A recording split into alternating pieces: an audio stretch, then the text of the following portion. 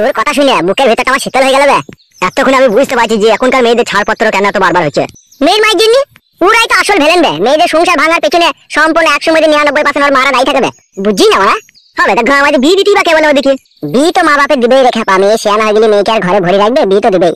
তা দিয়ার পরে আবার এরকম ঝামেলা করছে কেন তাইলে? শোন খেপা, আমি তোকে একটা কথা বলি, তোর হুঁশ বুদ্ধিটা একটু কম, বুঝলি তো? ওই জন্য তোর বুঝতে দেরি হয়েছে। তুই বুঝছিস অথচ লেটে বুঝছিস। তাই নাকি? লেটে বুঝছি আমি? আকুশ, মেয়েরা হচ্ছে সুখের পয়রা, বুঝলি তো? যেখানে সুখ পাবে সেখানে ওরা বাসা বাঁধার চেষ্টা করবে।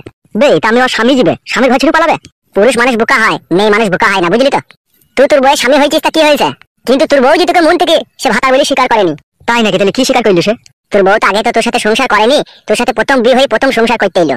আর সে যখনই 6 মাস থাকার পরে বুঝতে পারলো যে আমার লাইফটা এইভাবে কাটবে, এ হারামি বৈদ্যুৎ একটা 1200 না দেবে আমাকে জামদানি শাড়ি কিনে দিতে, না দেবে আমাকে কানের জিনিস কিনে দিতে, না দেবে আমাকে পায়ে তোড়া কিনে দিতে, না আমাকে 3 বেলা ভালো মন্দ খাইতে পারবে, আবার রাতেও ঠিকঠাক ভাবে আমাকে লাগাইছে না, রাত করে বাড়ি আইছো কেলা চোদা, এর সাথে থাকলে হবে না। চিট করে ফেলি আর মুখে মুচি দিয়ে আমাকে মাইরে পালাইতে হবে। আমার ভাতার পাক্কা 12 চোদা, এর কাছে জীবনে কোনো সুখ শান্তি পাবো না। তাই আলাই আলাই পথ দেখি আমি। তাই মায়ের বাড়িতে এসে সবকিছু তার মাকে বলে দিয়েছে, মা তুই জামাই আমাকে জড়িয়ে ধরে রাখতে করে না। পালাবে? মা তো আবার ওই সমস্ত কথা মেয়ে হয়ে বলতে পারে? তাহলে আমি তোকে মিথ্যে কথা বলছি নাকি? না তুই সত্যি বলছিস, তবুও একটু ডাউট হয়েছে। এখন আমি কি করবো তুই বল? পুরুষের জাগ্রত লিয়া শ্বশুর বাড়ি ফিরে যা, আর তাদের সমস্ত অন্যায় মাথা পেতে মেনে দেয়। তারা কোথায় কদ্দূর যেতে চাই তুই একবার দেখ। পথের দেখায় আমি পথে নেমেছি, হায়রে সুখের কলি আজও ফুটেনি। পরাণ কইলা বলো ভুইলা যায় না, সাকি রইল চন্দ্র সূর্য ছাইরা যমুনা, ছাইরা যমুনা। আসসালামু আলাইকুম শ্বশুর আব্বা।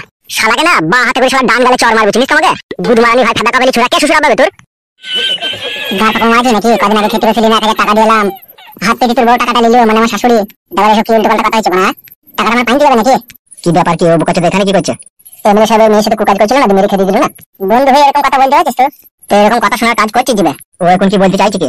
ও এখন বলতে চাইছে এমএলএ সাহেবের মেয়েকে ভালোবাসা বিয়ে করবে। তো তোকে বলছি কেন এসব কথা? ও এমএলএ সাহেবের বউ আমার কাছে আছে না, সেই জন্য আমার বউকে পটি পাটি ও বলতে চাইছে যে ওর মেয়েটাকে নিয়ে দিতে। বে পটি পাটি কি বলছিস? আমি তো মেয়েটার জন্য কত মার খেয়েছি, কত গাল খেয়েছি, আমার বাবার উপরে কত অত্যাচার করেছে। আবার পটানো পটানো মানে? পটানো তো আগে থেকে আছে। পটানো তো আগে থেকে আছে, আমাকে বলা কি দরকার? এমএলএ সাহেবের কাছে চলে যাবে, বলগা বল তোমার মেয়েটাকে আমার হাতে তুলে দাও। তাহলে তোর কোনো হেল্প করবে না। ও আবার কি হেল্প করবে? ও তো নিজের জানলেই ও ব্যস্ত। তুই যদি অত মেয়েটাকে ভালোবাসিস তো অত বিচলা পুরুষে চলে যা, সেখানে দিল্লি চলে যা। তুই কি বলছিস বল? আমি তোর কথা শুনতে চাই, আমি ওর কথা শুনতে চাই না। আমার কথা শুনলে আমাকে টাইম দিতে হবে, অত তাড়াহুড়ো করে বললে হবে না। তোর এই 2 মাস থেকে টাইম হচ্ছে না, আর তুই তোর বউকে বলতে পারছিস নাকি তোমার মেয়েকে লিয়ে আনো এখানে? দেখেছিস ভাই তোমরা জোর জবরদস্তি করছে। কাদা টেনশন পেছু ছাড়ছে না ফাদা। আমি এখন কি করবো বল? তো তুই টেনশন না করে চলে যা শ্বশুর বাড়ি, আর তোকে যেটা বলে দিচ্ছি যা হবে তাই করে দেবে। ঠিক আছে, কালকে আমি এখানে বসে থাকবো, এখানে সে যা বলার বলবি, ঠিক আছে? কি ঘটেছে কি না ঘটেছে। ঠিক আছে তাহলে আমি চললাম, দেখ যা।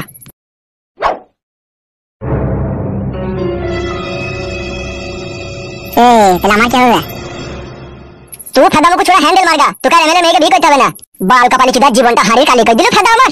আমি তো জীবন হারিয়ে কালি করে দিলাম না, তুই করে দিলি বে। এমএলএ মেয়ের পাখানে কি এতই রস? সেই রসে মুড়ি ভিজে খেতে চাস তুই? শুধু মুড়ি ভিজে খেতে চাই না, গিলাস এমনি পিয়ে মেরে খেতে চাই আমি। সর্বনাশ।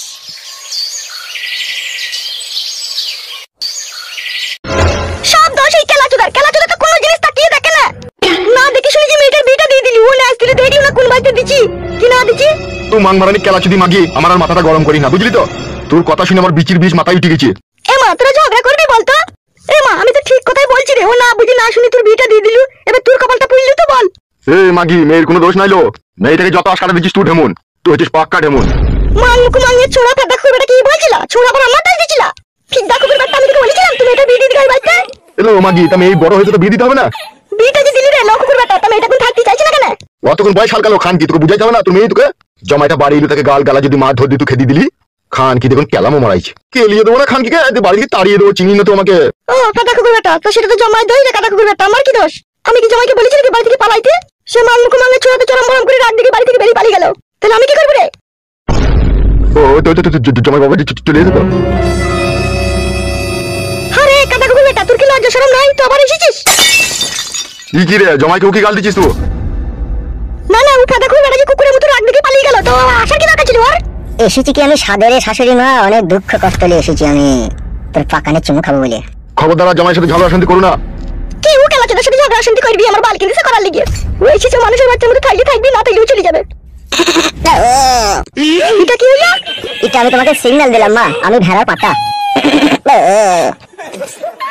দেখো আমার কথাটা শোনো। জি আমার শোনাবো, বলো। তুমি যদি ভদ্রভাবে আমার সাথে সংসার করতে চাও আর আমি যা কিছু করবো তা যদি মেনে নিয়ে আমার সাথে সংসার করতে চাই তাহলে এখানে থাকো, আর তুমি এখানে চলে যাও।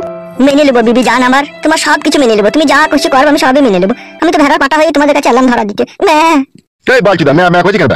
আব্বা গো তুমি রাগ করো না, আমি যদি একটু প্রমাণপত্র না দিই আমি এই বাড়ির জামাই, আমি একদম গারল ভেড়া, বউ আর শাশুড়ি যা বলবে তা আমি মাথা পেতে মানবো, সেই জন্য একটু প্রমাণ দিলাম। প্রমাণ দিতে হবে না আব্বা, তুমি রাগ করলে হবে কি করে? শোনো আব্বা আমার, তুমি বয়স্ক লোক, তুমি আমার শ্বশুর, তুমি তো সবই বুঝো আব্বা জান, বুঝো না বলো? মনে আবার তোমার কোনো কুমতলব নাই তা? আমাকে বেশি সন্দেহ না করলে আমি খুশি হতাম শাশুড়ি মা। আমি তোমার মেয়ের জনির জং ছাড়াবার দায়িত্ব নিয়েছি, আমাকে সন্দেহ করাটা ভুল হয়েছে না মা? এই বোকাচুদা ঘরে যা তো, বালচুদা আমার খুব কথা বলে।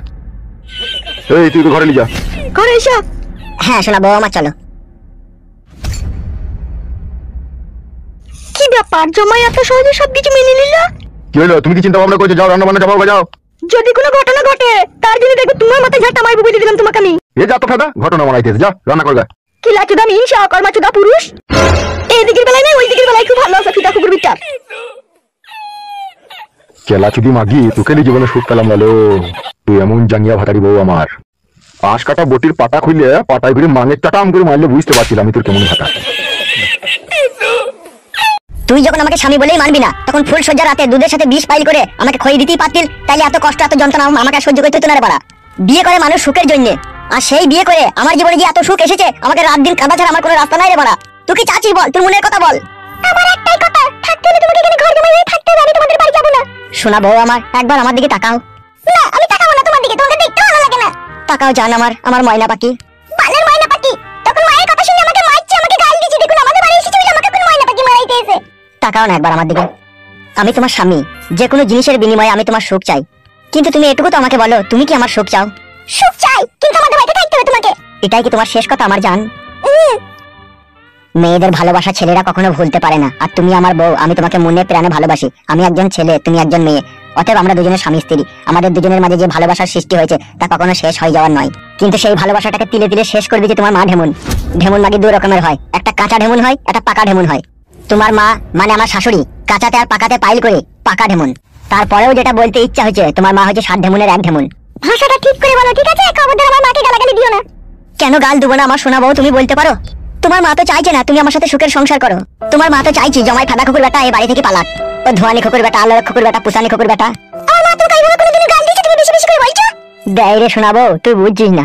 আমার উপরে যদি তোর মায়ের রাগই না থাকতো, তোর মা যদি আমাকে গালি না দিত, কখন আমাকে ভালোবেসে আদর করে জামাই বলে স্বীকার করলি তো, আর বলতো বাপ জামাই আমার মেয়েকে নিয়ে যাও, আর যারা ঝগড়া অশান্তি করো না। কিন্তু তোর মা যে একবারই বলছে আমার বিটিয়া যাবে না, তোর বাড়ি থেকে পালা।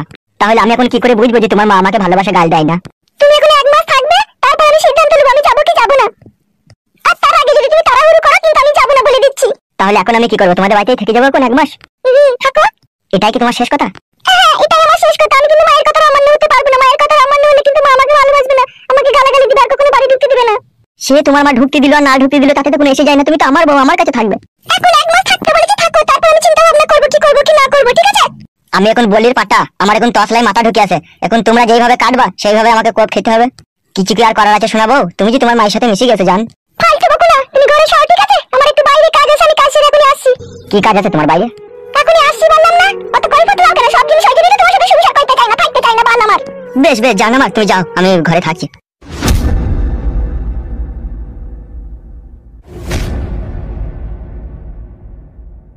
বউরে, শুধু তোকে ভালোবাসি বলে বোকা পাটা হয়ে তোর বাড়িতে থেকে গেলাম, কিন্তু আমিও ইয়া শেষ দিকে ছাড়তে চাই। তোরা কি কদর করতে পারিস, তবেই আমার নাম কালো কুকুর।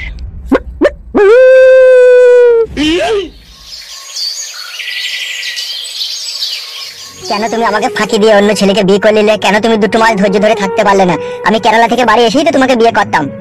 তুমি বিশ্বাস করো, আমি তোমার জন্য পাহাড়ের মতো ধৈর্য নিয়ে তোমার অপেক্ষা করেছিলাম, কিন্তু তুমি বিশ্বাস করো সেই পাহাড়কে ভেঙে চূর্ণ বিচূর্ণ করে দিল আমার বাবা। বাবাই বললো ভালো ছেলে, জাত বংশ, মাঠে সামমাসালা যে জমি জায়গা আছে, ছেলেটা ভালো ব্যবসা করে, আবার ওর বাবা লটারিতে টাকা পেয়েছে, সেই বলে আমাকে বুলিয়ে বাসিয়ে ওই ছেলেটার সাথে বিয়ে রাজি করাইলো, কিন্তু আমি রাজি হতে চাইনি। তারপরে বাবা বললো তুই যদি বিয়ে না করতে চাস তাহলে কিন্তু আমি গলায় দড়ি দিয়ে আত্মহত্যা করবো। কিন্তু তুমি বিশ্বাস করো, আমি বাবার জীবনের কথা ভেবে আমি এই বিয়েতে রাজি হয়েছি। বিয়েতে রাজি হয়েছি ঠিকই, স্বামীর ঘর করছি ঠিক আছে, কিন্তু বাবাকে এখনো মন দিইনি। মন কিন্তু তোমার কাছে পড়ে আছে আমার। তা এখন কি করবে, কি সিদ্ধান্ত নিয়েছো তুমি? ওরা কোথায় গেল? 1 ঘন্টা হয়ে গেল, কোনো বাড়ি আসছে না কেন? ও কোনো আর বান্ধবীর সাথে দেখা করতে গেলে তো এতক্ষণ চলে আসতো। কি ব্যাপার, কি আসছে না, তখন হয়ে গেল। এমন একটা মেয়েকে বিয়ে করলাম, কাদার জীবনটা কয়লা করে দিল। তাই নাকি আমার জান? একবার তাকাও আমার দিকে। আমার মনের ভিতরে কত আশা ছিল তোমাকে বিয়ে করে আমার ঘরের ভিতরে খাটের উপরে তোমার সমস্ত কিছু খুলে দিয়ে তোমাকে মনে প্রাণে আদর করব। কিন্তু সেই আশাটা পূরণ হবে প্রচন্ড ভয়ে ভয়ে, কেউ আসছিল কি এরকম মনে হবে, যেহেতু তোমার বিয়ে হয়ে গেছে। তুমি কোনো চিন্তা করো না, মন থাকবে ভাতারের কাছে, জয়গুণ থাকবে তোমার কাছে, তোমার আবার চিন্তা কিসের? তোমার যেটা দরকার তুমি ঠিকই পেয়ে যাবে। আর তোমার জন্যই আমার স্বামীকে আমি বলে দিয়েছি যে আমি তোমাদের বাড়িতে থাকবো না, আমি এখানে থাকবো। আর থাকতে হলে তোমাকে এখানে থাকবে, আমি শুধু এখানে থাকছি শুধু তোমার জন্য, শুধু তোমাকে ভালোবাসি বলে এখানে আমি থাকবো। আর এখানে থাকলে তোমার সাথে আমার সবসময় দেখা হবে, কথা হবে, সবই হবে। সত্যি জান, তোমার মতো ভালোবাসার মানুষ পাওয়া ভাগ্যের ব্যাপার আছে। এসো না জান, একবার কাছে এসো।